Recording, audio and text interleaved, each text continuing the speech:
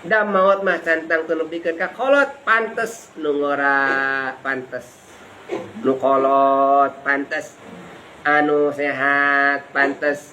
Anu teu damang oge pantes. Janten kana maot mah pantes ira-ira oge. Jadi dinya ku setan teh ditaswib, diengke-engke. Badak lamun nita urang ibadah kae heula kagok eta teh setan. At-taswib. Diengke-engke urang dina padamah deh. Upami urang aya niat midamel sae harita keneh midamel. Ulah diangke-engke. Udah ngadu artos. Ieu artos erek sedekah Gaduh artos ulah diengkekeun mun niat sedekah.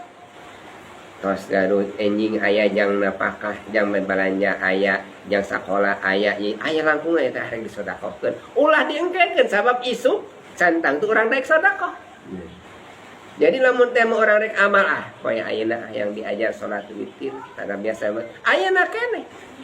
Poe ayeuna mah yang diajar salat tahajud sok ayeuna keneh urang kayangkeun.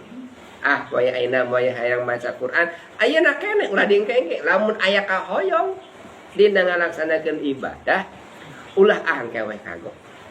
Nah, kagok sibuk keneh ayeuna mah angke keur nyase. Eta teh moal nyase-nyase teh pikeun ka ira oge.